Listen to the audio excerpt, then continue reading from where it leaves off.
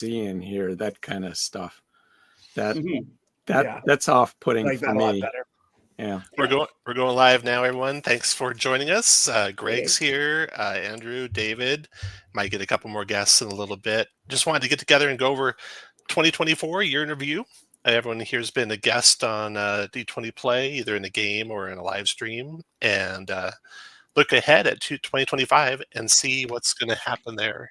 Turn off my other volume here. So, Greg, thanks for joining us. You were a guest on early in the year, I think, talking about Adventures League. I think there's a lot of Adventures League stuff new in 2024. What were the highlights in 2024 for AL? Well, I think the biggest news was probably that the admins at least stopped producing content. Right. We moved content to the community and to the premier organizers. So that was probably the biggest change. I was a little saddened by the end of the seasons, but how's that been going so far? I think there's some real bright spots and some Yeah. things that are rough spots too. Like anything that we try new, Mhm. some things work better than others, and you learn from it and see how it goes. I think that is still going to be the main method for the foreseeable future, at least as far as we can announce anything. We have a lot more attention probably on Legends of Greyhawk. Yeah, that's a big initiative coming. I'm looking forward to that next year. Only 2024 rules. That's an interesting decision. Yeah. Only core books also. Only core books, yeah. Yeah. And you got some good writers lined up. I saw the list. I forget where I saw the list of writers, but I saw it somewhere. And there's a few. Me, Sean Merwin, Eric Mengi, Will Doyle. Oh, yeah. Great. I'm looking forward to the first ones in. Now, it's actually in your neck of the woods, David, at Magic Con. Are you going to go and DM there, or do you decide no, not doing it? Probably not, but no. Every time it's mentioned, it sounds exciting. So yeah, I might change my mind. We'll see. It's a weirdly big deal. The merging of having D&D be represented at MagicCon, and we're really highlighting the new monster manual. And oh, really? Yeah. Tell us about that. So when does the monster manual drop? It's in February, right? I can't remember, but I think either right at the show or right after the show. I know all of the adventures use the new monster manual. Oh, cool. Okay. Yeah. And I'm pretty sure all the DMs even get a copy automatically because it comes with the adventures. So now I'm jealous. And David, you probably definitely have to go now. Yeah. Here's some previews from the new monster manual coming out. The adult green dragon there. Just fantastic artwork on these things. They look really cool. There is some interesting stuff in it. I'll say that it's organized in a way that's a little different from the previous one. Yeah. Yeah. The way they alphabetize things is different. You'll see the groupings. Right. We got the Flaming Skeleton making a new appearance. Favorite of David's, I'm pretty sure. Love the Flaming Skeleton. Yeah.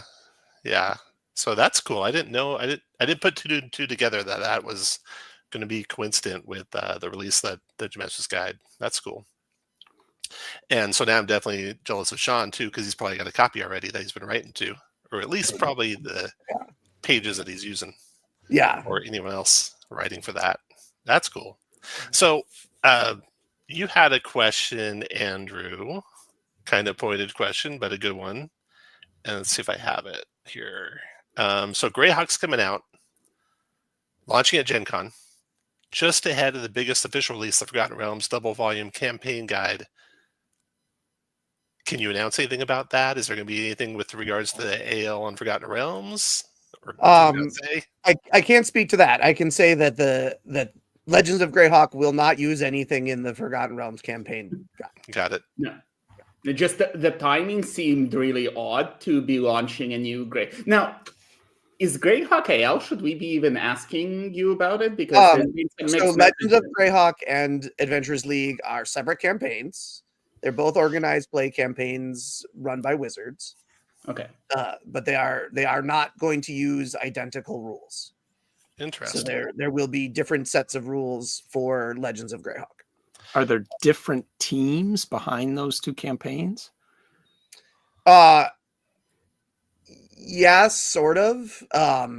Overlapping There's a lot teams? of crossover. There's overlapping. Yeah, there's quite a bit of overlapping. Yeah. So for at the moment, we haven't made any announcements about who will be in charge of Legends of Greyhawk and exactly how it will work.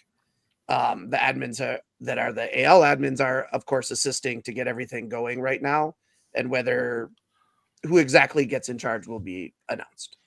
Well, and there was an announcement that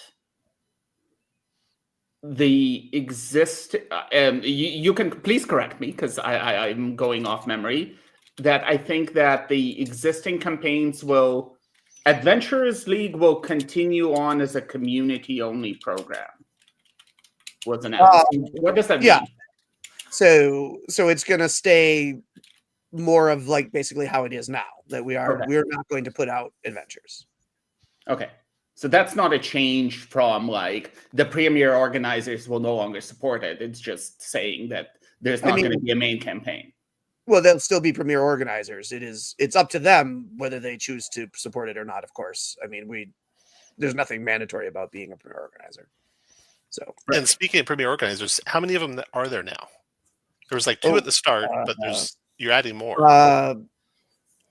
Let's see. The Gamehole folks, the Baldman folks, Scotland, Italy, the Greasy Snitches.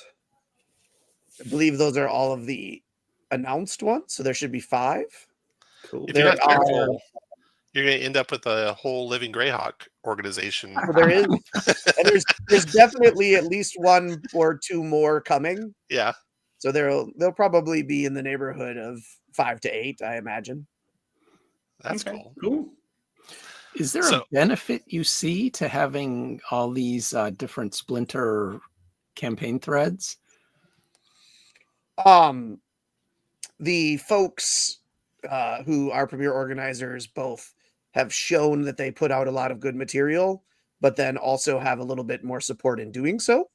So we're trying to get geographically different groups so that there is support for like big cons in those areas. And I don't know if you remember, I'm sure you remember from the Living Greyhawk days, if you went and played a Grand March adventure, that wasn't the same as a Pale adventure, was not even the same role-playing wise as a Shieldlands. Yeah. Like there was very different sort of the way things were played there, right? So I think there's definitely an advantage of getting a few places around the world, both to support that style of play that's most popular there, but also to, introduce folks in different parts of the world to that sort of play. Like, what do folks from Scotland, what are their favorite kinds of adventures? Well, you could, without traveling Scotland, get to see them because they'll be all up on the DM's Guild. That's interesting. That's what we didn't have in Living Greyhawk days. You couldn't get to the adventures that were in other parts of the world.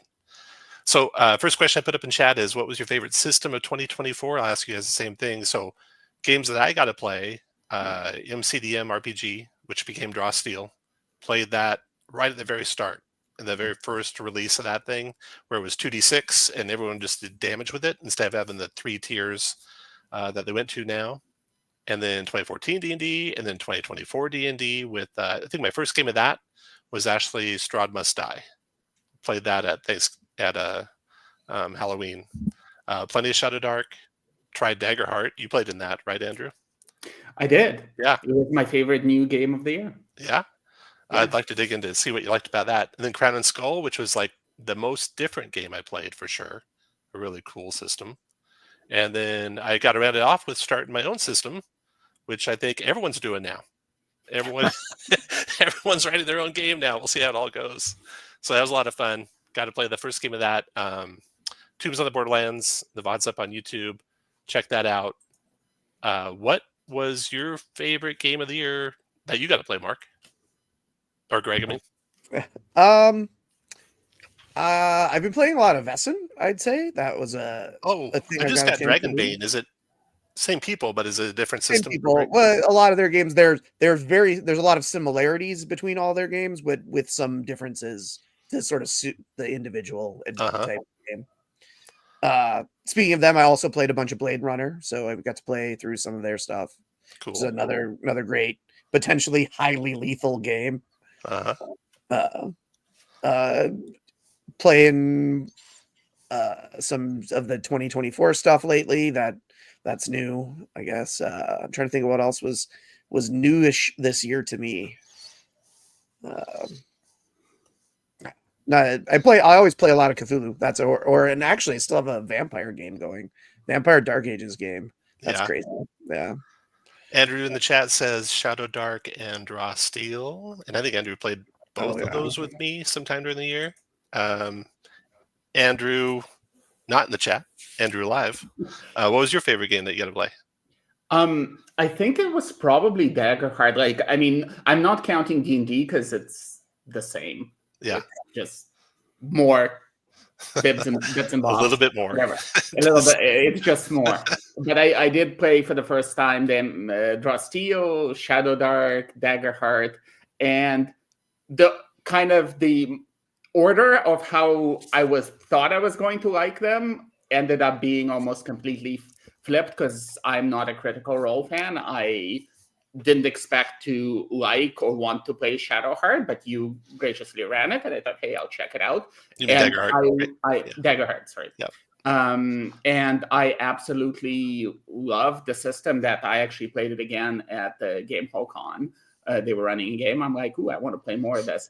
It has the, you asked why, it has the combination that I like of there's enough crunchy mechanics to do all the things, but there are enough levers to pull on the player side that, like, if I really want to succeed at this thing, I have extra things, or like there's extra resources, meta currency, that type of stuff. And it let me merge what I wanted to do role play and story wise with the mechanics, which was still interesting because I do want that interesting mechanics. Mm-hmm. Yeah. So I really enjoyed that. I found out that ShadowDark is absolutely not for me. Keep saying ShadowHeart because I also played Baldur's Gate 3. ShadowDark is interesting. I feel like people either like it a lot or really don't like it and really bounce off of it, which you're one that bounced off.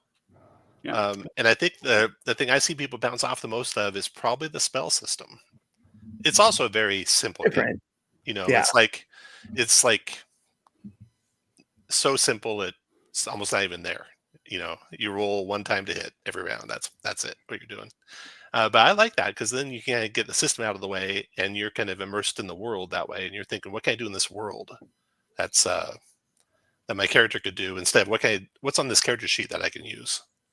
Which I like a lot. But to each their own. I think it makes a pretty good like one shot.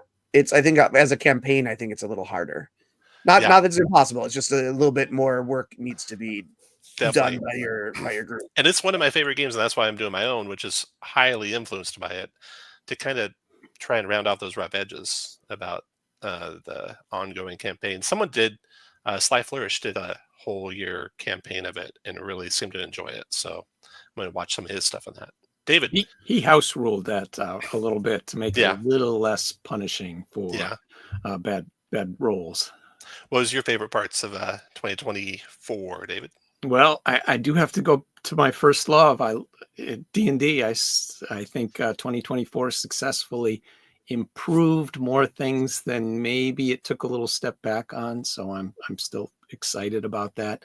But of the new systems I played, I'd have to go with Draw Steel. I really enjoyed that. I have concerns that maybe it's a little busy, but I think perhaps with some more system mastery, it'll smooth that out and it'll feel a bit more comfortable. But certainly I enjoyed playing it both times I did. And then a special shout out for ShadowDark, because I did run that with you in that Sersa Victory adventure, and that was thrilling to run. Yeah, with all the stuff going on and the constant mayhem. Mayhem is a good word for it. Draw Steel, I was really impressed with how it played pretty smooth. There was, a lot going on, obviously, but the way it handled force movement and all that stuff. Really, hats off to James and the crew working on that one, because it's coming along, I think, pretty well. It's going to be a good system, I think. Tiger Uppercut. I like ShadowDark, despite Tom killing me off a bunch of times. I also enjoyed him CDM and the Alien RPG. I haven't done the Alien RPG. So it's good. It's good. A good one. Yeah. Another Free League product, but very good. Very good. Yeah. I really like their products. I got Dragonbane, and it looks really good, so I'm definitely getting more for sure. Okay, so guests in 2024. We started off actually with James Introcaso, and he was also our last guest in 2024. Really giving up his time while he's super busy doing a new game system. So thanks a lot, James, on that. Ben Riggs early in the year. His book, Slaying the Dragon, I think it is. Really good book, actually. And I was listening to it. My wife really loved it, even though she doesn't play at all. She kind of got sucked into all the business side of things and what was going on in the book. So that was cool. We had Graham Ward. We had Chris Triamunk, and he played in a couple games with us. So that was a lot of fun. He played in the first 2024 D&D game I played, and he took it easy on me. He didn't go full optimizer on me, so that worked out good. We had a couple of Greyhawk people, Joe, Greyhawk Grognard, and Alan Grodog. Greg, of course.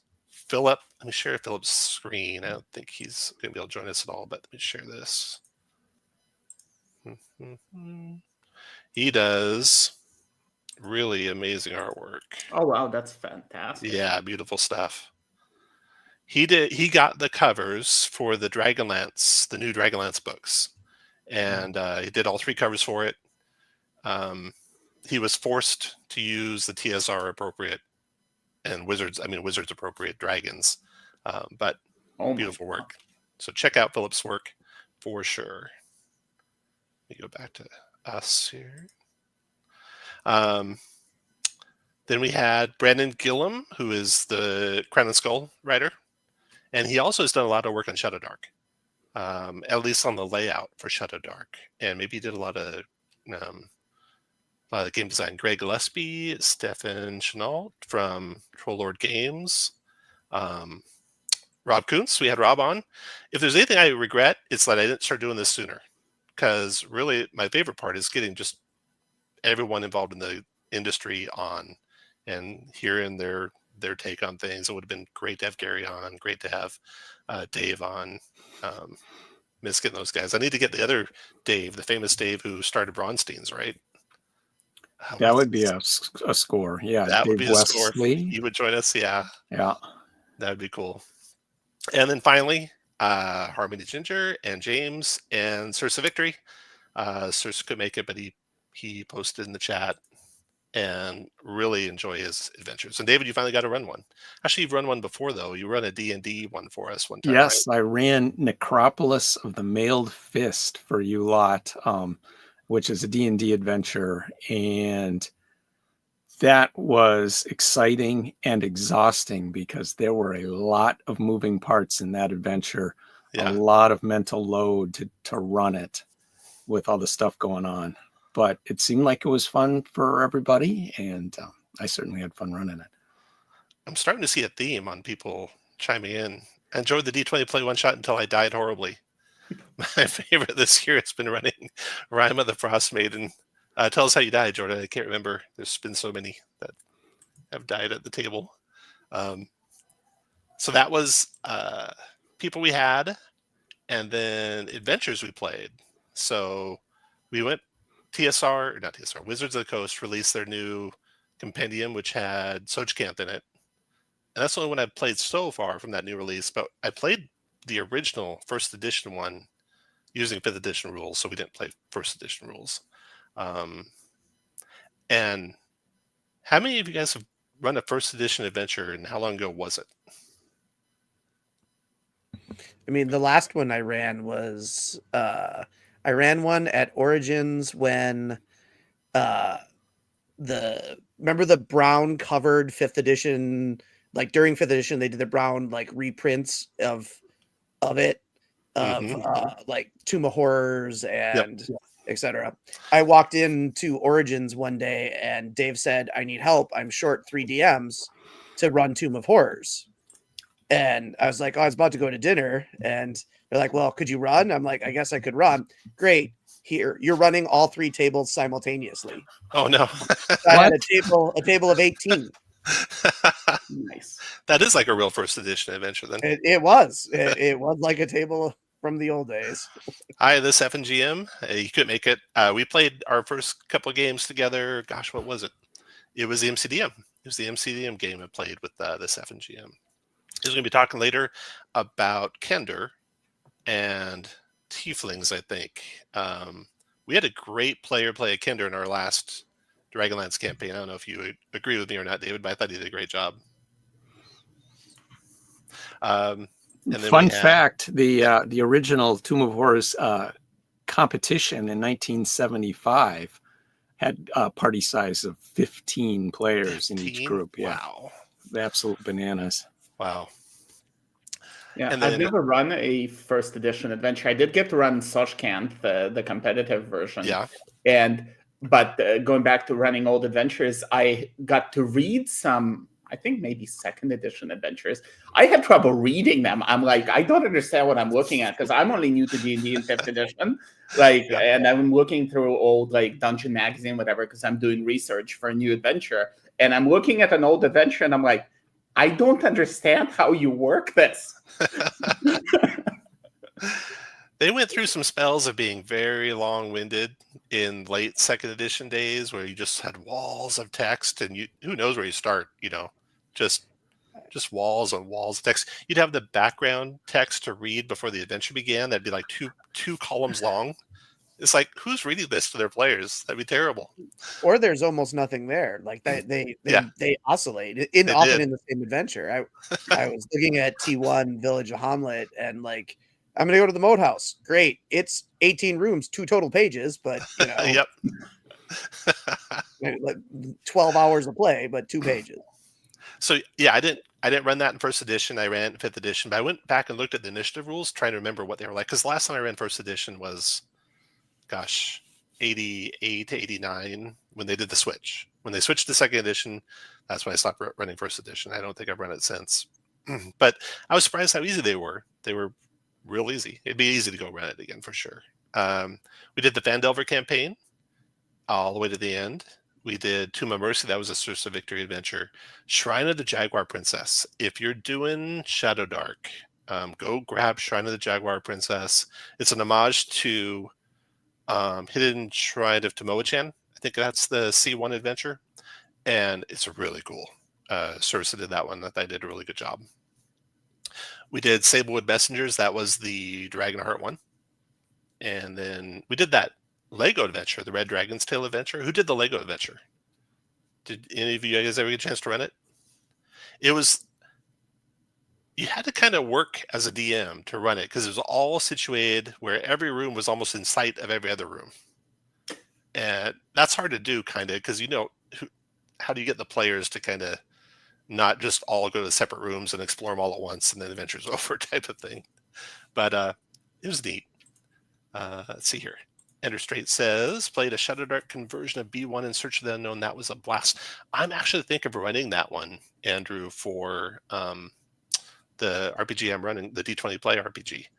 I got the maps by John Pintar. If you guys ever do any old school stuff, John Pintar's got the maps of all the old school adventures, and they're really beautiful, really well done. Amit says, Dragonbane would be great to play with you all. Solid 2024, Tom. Excited to see what the coming year has in store.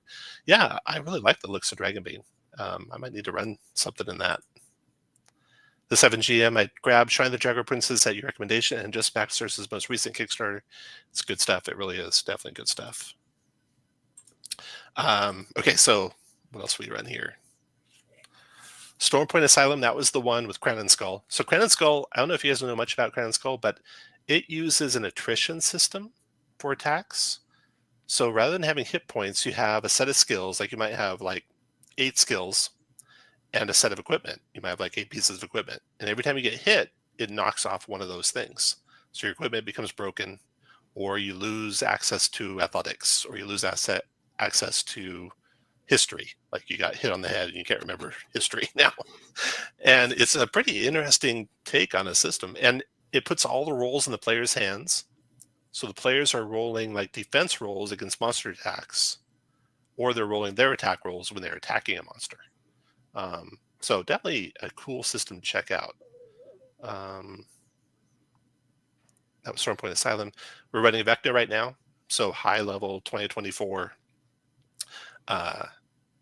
and kind of like a tour of all the old worlds and stuff. So if you have players that have played all of them, that's kind of neat because you can kind of remember the things that they did when they were there the last time. Marauders Windfall, that was the second Daggerheart adventure. That was on an airship. Fall of Black Bottom, that was the Draw Steel one. That's a cool one. That's where like the whole inn is collapsing, and you got to get people out of the inn, and really highlighted the tactical play of Draw Steel. Strahd Must Die. I love Castle Ravenloft. It's just such a fun setting. Temple of the Green Devil, that's one you David ran. That was the tournament that Sersa did. Widow's Web was an interesting one. That was a company that did an adventure, 5th edition, where you were actually competing with the other players in your party, but you also had to kind of cooperate because you had to get far enough into the adventure, but at the same time start knocking off your enemies as you're going. And so that's a fun one. Fouled Stream, I did that one from the DMG. You played that one, Andrew, with us. I did, yeah. It was a good time. Those are interesting because they were just skeletal adventures, but you can add more stuff to them. I'd definitely add more stuff to Fouled Stream and make them last a good evening session. I don't know if the other ones, I think they all kind of look like they could go one evening. Raiders of the Hidden Temple, that's the one that Kelsey just dropped for free. And I played that one. And then Tombs on the Borderlands that we just ran. So favorite adventure that you guys got to play in the chat too, here. We'll start, Greg. Oh, that I got to play this in the last year? Yeah. I think that probably the surprise, because it's not a regular adventure, but I got a chance to do the escape room at Gamehole Con, and they had really, really good story. When you walk into a convention like that has a pop-up escape room, you don't expect a lot, and it was really amazing. So not a regular adventure. I'm also just looking at Shadow of the Weird Wizard, Rob Schwab. I haven't got a chance to start playing it yet because I just started reading through it, but that looks pretty exciting too. That's going to be a good one. How about you, Andrew?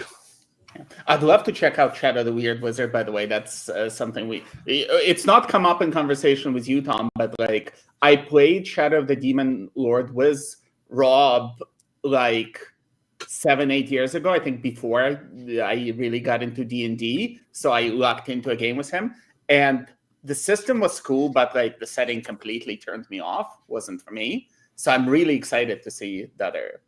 He often runs a Winter Fantasy, or he did several years. Is he doing that this year? Does anyone know? If he is, I might try to get in that game. Yeah. How about you? Go ahead, Andrew. Yeah, but favorite adventure, it's going to be a two-way tie, because one of them is an adventure I actually got to play along with Greg at Winter Fantasy, which was my first time playing Call of Cthulhu. And I don't know, Greg can maybe say whether that was a typical adventure, because it didn't seem like a typical adventure, but it was run by one of the writers. Was it Mark who ran it? Yeah, it was Mark. Yeah. And he was just fantastic. I kind of got into it on a whim just to try something I haven't tried. And it was just brilliant, role play heavy. Everybody was instantly into character. The system didn't matter. It would have been good. We could have been using anything probably, and it would have been great. But it was fantastic. And then the tie is I got to play with Invisible Sun with Sean Reynolds at Gamehole, and that I've been wanting to check that out, and it's super, super cool. And I enjoy the Cypher system, and it's Cypher adjacent. So, yeah. And David. I'm going to shout out Sojcant that you ran for us. That was quite a lot of fun. What stands out most for it is we had completely let our old school dungeon crawling skills fall by the wayside and wound up wandering through these winding caves endlessly, triggering wandering monsters and whatnot.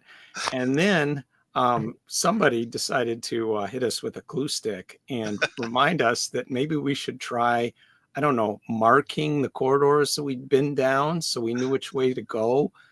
And once that we started picking up our old school dungeon crawling skills, it unlocked the whole place. It was just like 1980 again, and that was cool. It's funny, you just don't see that in 5th edition very much, where you have to pay attention to, where have we been? Because it's usually all drawn out for you, or it was very immersive doing it on the VVT with the lighting and us actually just moving around the map, which should make it pretty easy to get a sense of where we are, but we were so lost. Amit says, Temple of Elemental Evil. That's one he'd love to see me run. I ran Temple of Elemental Evil in 1st edition, but we never finished it. Never got to the end of it. Big dungeon. I'll be interested to see what the Greyhawk Legend or Legends of Greyhawk does with that whole setting. If you look at the blurbs for the first 4 adventures, they are clearly related. Yeah, in that area. Really starting there. I ran the D&D Open. That was fun. I think Will Doyle wrote that one. And you kind of got into the top level of the temple. And that's as far as that one went. So looking forward to that. Andrew says, love the head-to-head Sersa ShadowDark module with David. It was really interesting, and you don't see this a lot either, but I talked to Sersa a little bit, talked about old school and how you do those adventures. And I just noticed it too when we played the game last weekend, how you guys were like searching room by room and kind of getting into the details of every room that you went to. And what Sersa says their teams do when they're doing like a tournament style thing is they'll cast Detect Magic for one thing and then walk around the whole dungeon and not interact with anything they don't have to interact with, to get a lay of the land, to find out where the exits are, to find out where the important stuff might be, and then focus, instead of going room by room and searching, they do that, which I found really interesting. Definitely not something I see very often in players, because it's not how you play 5th edition very much. Let's see here. Dude, I played with Reynolds at Gamehole. New Minera specifically. He's a hoot to play with. I've never played with Reynolds. It'd be fun to play a game with him. I played with Perkins one time. He was a great player. He played a drow, not a drow. He played a regular elf who worshipped Loth and was dead evil and did a spooky job of playing it. It was a lot of fun. Andrew Strait got a head out, got an in-person OSE game. Thanks for the great year, guys. Thanks, Andrew. That's it when I haven't played as OSE. I like the OSE system, right? I mean, the simplicity of it. But ShadowDark did it so well with making it more modern that I had a hard time going back to the OSE. I need to try one at least one of these days. The 7GM, love being a terrain DM, but it does ruin the old school joy of player mapping and or world ways of keeping track. I mean, I'm not sure it's a whole lot of fun for players. Some players might enjoy it, so it might be a good thing that we don't do a whole lot anymore. But yeah. How many times did you start drawing a map and then you're like, we turn right here, and the DM's like, there's no right. I don't know how you drew. Like I remember all the times where our maps would be wrong, and then so confused. And, Yep. Yeah. Once upon a time, I wrote a blog dismissing the old practice of calling out measurements and having people draw the map as you went along, and I thought, gosh, surely nobody likes that. So of course people were weighing in, telling me what a numbskull I was, How wrong because you that were. stuff is so fun. We're actually drawing our own map. The campaign that I'm in, the ShadowDark campaign that I'm in, we're you know about this, Tom. We're playing through the Moria book from Free League, but using ShadowDark. And it's 3 separate groups that run in different nights that are all dwarves exploring all of Moria. And we are drawing our own maps of the entire mega dungeon. But the other groups also add things to the map because we communicate, and it's really, really neat. That is pretty cool. Teo said, just in case I can't join the stream, I want to thank you for amazing games this year and ask what you hope to see from third-party companies for 2025 for D&D. What do you think 5th edition needs? What do you think, Greg? What does 5th edition need? Well, I would say that what am I most excited for? All the things I've worked on over the last year that will hopefully get kickstarted in the near future or come out. So that's probably the thing I'm most excited for. Some Tales of the Valiant stuff for Ghostfire, stuff for other stuff for Cobalt. Just, but what do I think it needs? I am not sold on the way Weapon Mastery currently works. I think I like Tales of the Valiant's way a little bit better, where you make a choice, right? Like I either am knocking you prone or I'm doing damage, right? Yeah. So you're not constantly, especially the way weapon juggling works in 2024, starting to see a lot more of the fighter's turn takes 10 minutes because they draw this weapon, attack, swap to this weapon, attack, swap to that weapon, attack. And each of those requires saves and requires secondary effects. And it starts to get really like we've gone the other way now. I actually told someone the other day, I want to play the simplest character possible. Great. You should be a sorcerer. You're a sorcerer with magic missile. You just shoot things and that's it. And they're like, isn't it a fighter? Oh no, that is not the easy class anymore. That's the hardest class. Yeah. So I'd love to see somebody take another knock at weapon mastery. Like I love the concept and the idea, and it is super cool. And my buddies who are 3-5 tactical junkies are like, this is everything I wanted because I can now do like 50 broken things in a turn. But I do think that maybe that could be a third-party company might want to do another, like, for example, a Book of Blades kind of thing that Cobalt Press did. Mm-hmm. Yeah. Andrew. I'm gonna have a contentious opinion. Okay. Shocking Surprise. no one. Shocking no one.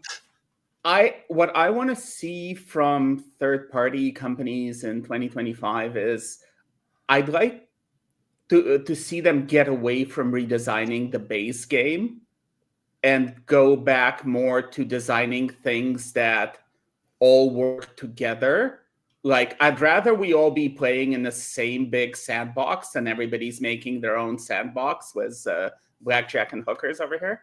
So, yeah, kind of like, I know there was a need for that, was the, OGL calamity and us not knowing who is going to own the rules, but the rules are going to be everybody's. 2024 rules are going to be everybody's. So instead of making a thing that only kind of works if you use our base version of the wheel, let's stop reinventing the wheel and just make stuff that everybody can kind of use. And David. There's probably a mountain of this already out there, but I'm still looking for the perfect campaign adventure that takes characters from low levels to high levels and kind of threads things together, but leaves enough space for decisions and so on.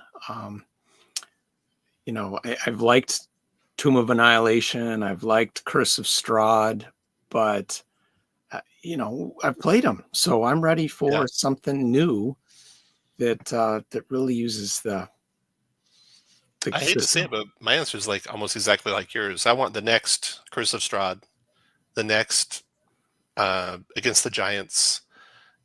Episodic. I like episodic adventures instead of the whole arc campaign, but they can go together. Like the Giants kind of went together, and the Drow went together after them. But really cool locations, like Castle Ravenloft that are just really full of character in the location, full of character in the denizens of the location, with goals and such, but that don't feel like a railroad. Don't feel like, oh, I need to get the party through here so I get to the next adventure.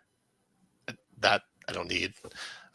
So yeah, my answer is kind of the same as yours. And Andrew, I feel the same thing. It's where like we're all splitting apart here.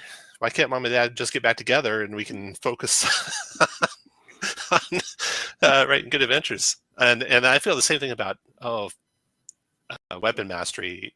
I so much wanted, but I knew this was not a thing that was going to happen for 2024 to just tighten the rules as opposed to, add to them and add more and more stuff to them. I know that's never going to happen. And it takes a real complete reboot of a system. It takes going from 3rd to 4th or 4th to 5th or, for everything to tighten back up. So it's going to be interesting with Legends Greyhawk using only the core rules to see how those games go. Yeah, it's going to definitely make, I think also DMs will be more solid. Like it will be hard pressed to surprise the DM after a few months of that. Right. Yeah. Like, because you have no choice. You get the PHP. That is your book. Yeah. Like, congratulations. So your ability to do some wacky combo crazy thing that they've never heard of and really have to think about, I think is going to be like, they're going to be well prepared. Yeah. Age of Worms already exists, David. Look no further. Did you How ever? old is that? That's oh my old. God. That is old. Did you write for the first adventure for that one at all? I did not write for Age of Worms. I wrote then- back in that day. I know I wrote a lot of stuff back then, but no. Yeah. Here's the thing that deters me whenever I crack one of those 3rd edition adventures that seems really exciting for me. I start paging through it and I see these unique characters that are foes for the players to fight, and their stat block takes up a whole page, and they've got class levels and feats and all this stuff layered on. I can convert an adventure where, you fight 6 Driders and a couple of Drow, because I got stats for those in the monster manual, and I can adjust the difficulty so it makes sense for the party that's going through. But if it's Clarion Shadowbane of Toth and The half dragon, half demon, shadow, half dragon, fiend. I'm lost. I'd have to invent something. And That was a great campaign, though. I ran it. Me and a friend co-DM'd it. We alternated the adventures, and it had some amazing work on the Bandit Kingdoms. You went to a dinner party in the Bandit Kingdoms with one of the Bandit Lords, and that was amazing. And then there's the Rift Canyon where you're fighting giants and dragons at the same time. I might have an adventure for you to look forward to in this year then. Yeah. Are you so it's expedition to the, is it Mysterious Peaks? I'm trying to remember what Barrier Peaks. Expedition to Barrier no, Peaks. not Barrier Peaks. Oh, no. No, it's so Rich Lescafleur and Alligator Alley folks did an homage using Esper Genesis and D&D. Oh, cool. And it should fulfill this year. I mean, he's released a whole bunch of things and he's run a bunch of previews at cons. And it is an amazing combo, but you get to choose, are we playing D&D? Are we playing Esper Genesis? Are we playing a mix? And actually, I think the mix is the funnest, where you have people who have been crash landed on the planet and are from the Sci-Fi Society, people who are local, elf wizards and orc barbarians, and that group next with each other trying to figure out this weird combo of what's really going on. And his story is really good. I got to play a sample of that. One of the later chapters was him. Might have been last year at Winter Fantasy. I should caveat, I did write some of the chapters. But it's really neat. But the idea was Rich's, and he definitely came up with super cool stuff. Yeah. Which chapter did you play, Andrew? I don't remember. I know he told us that it's like towards the end because he was running it as a one-off.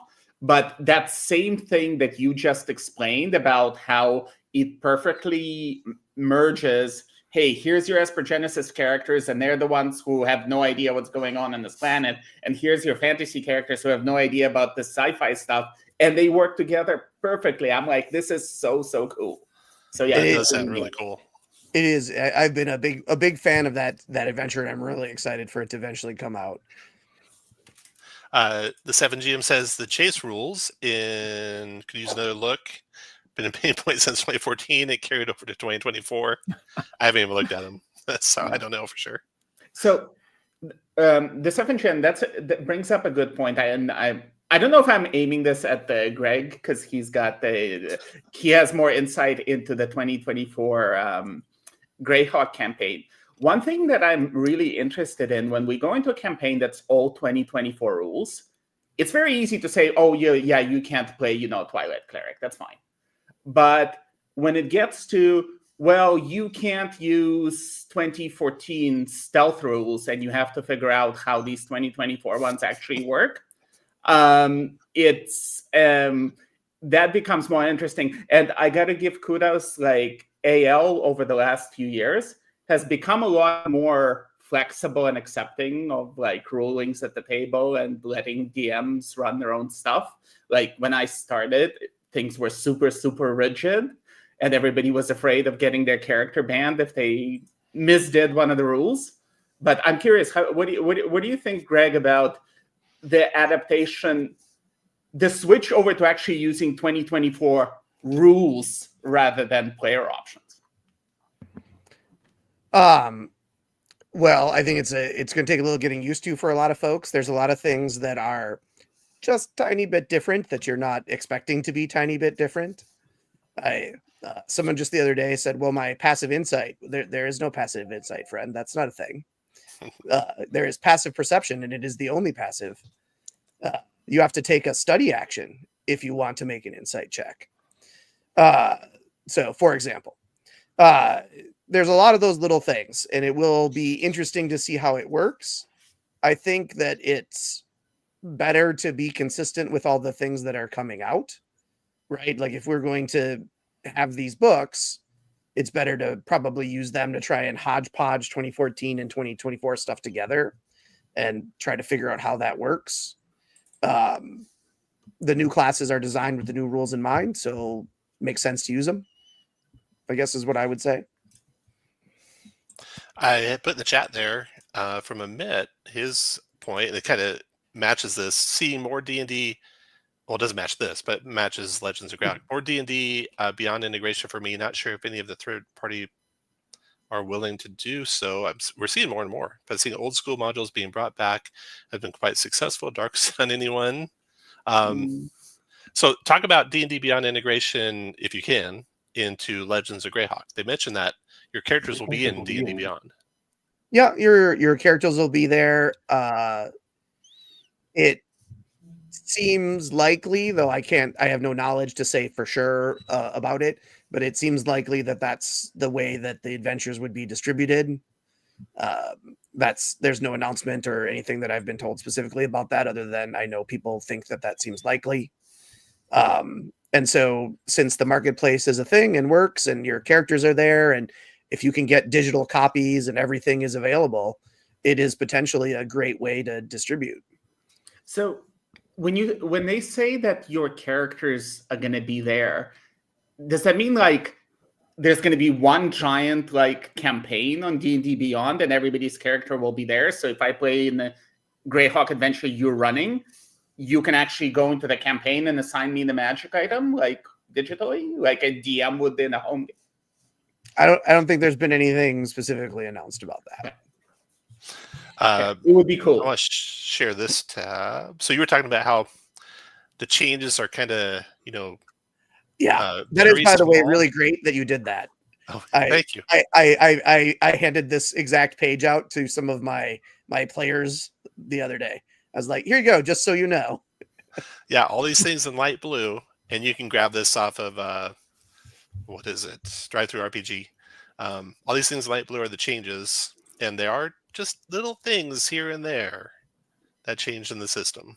So if you're ever wondering, you can go grab that on the Drive-Thru.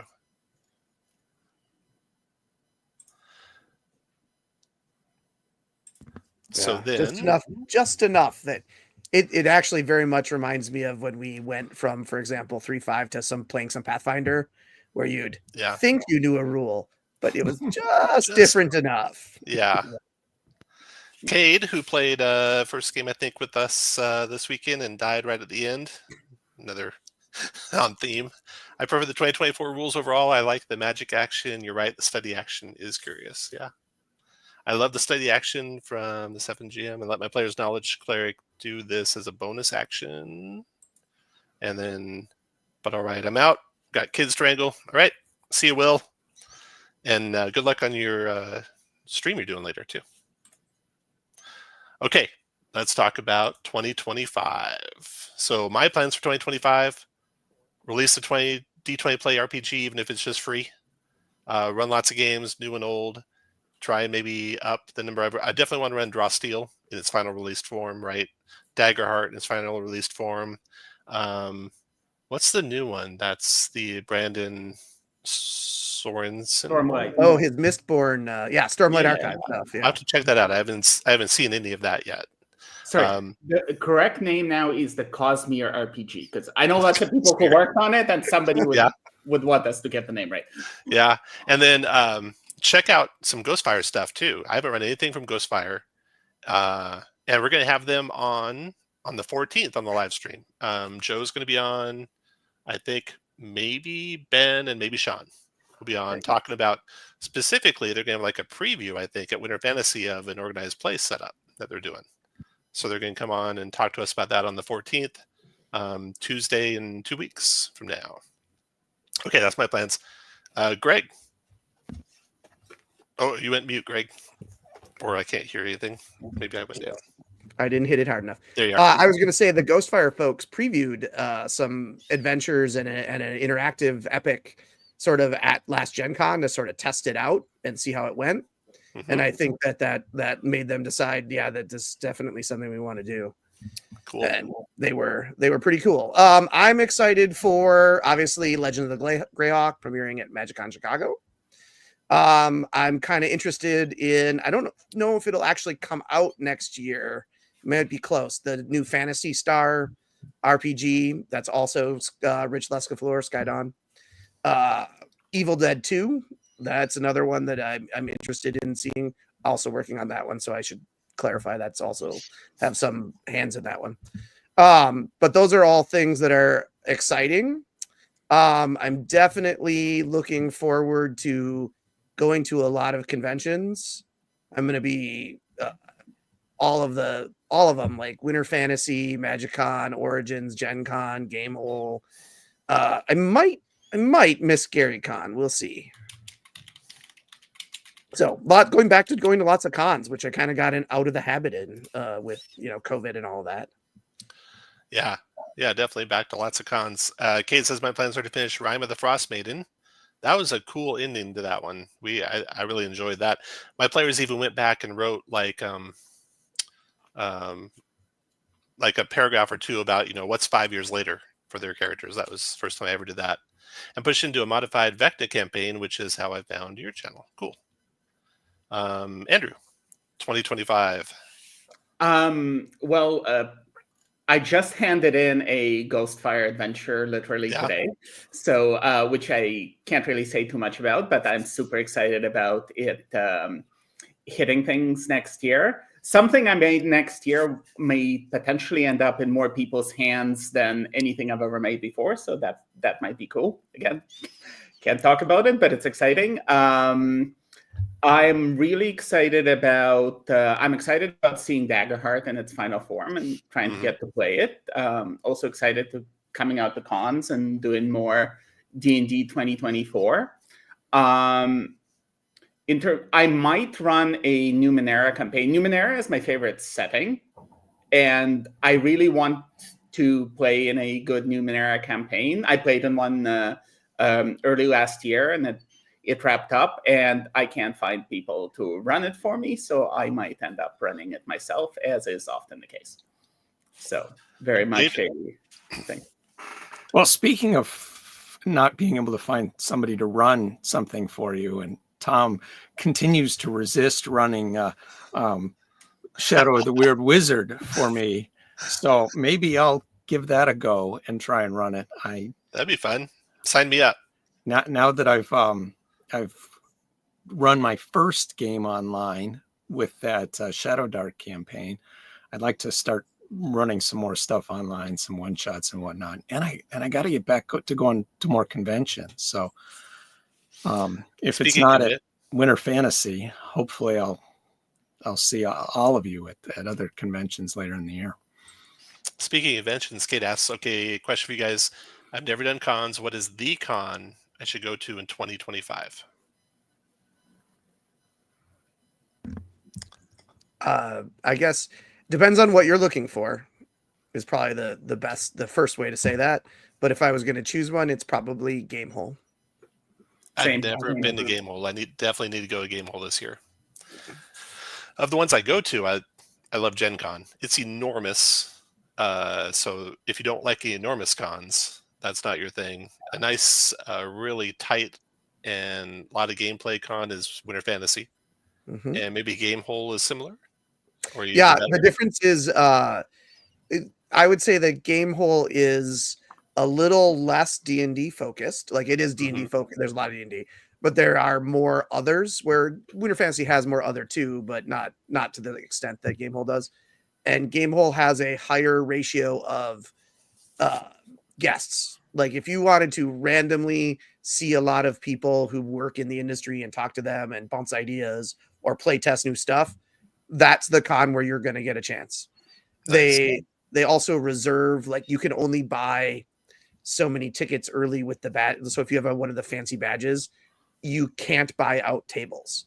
They always reserve some tickets for regular badges so that they get to play with guests. And I think that's super cool. That is cool. Their ticketing system is absolutely the best of any con I've been to, just because you're guaranteed that, I mean, provided that you get on like at a decent time and stuff, you're guaranteed to get at least some cool games. As long as you're somewhat open-minded, you will get some really, really neat games, as opposed to Gen Con, which I did the ticketing for the first time. I literally clicked the button at the exact second, and I was number 8,000 in line.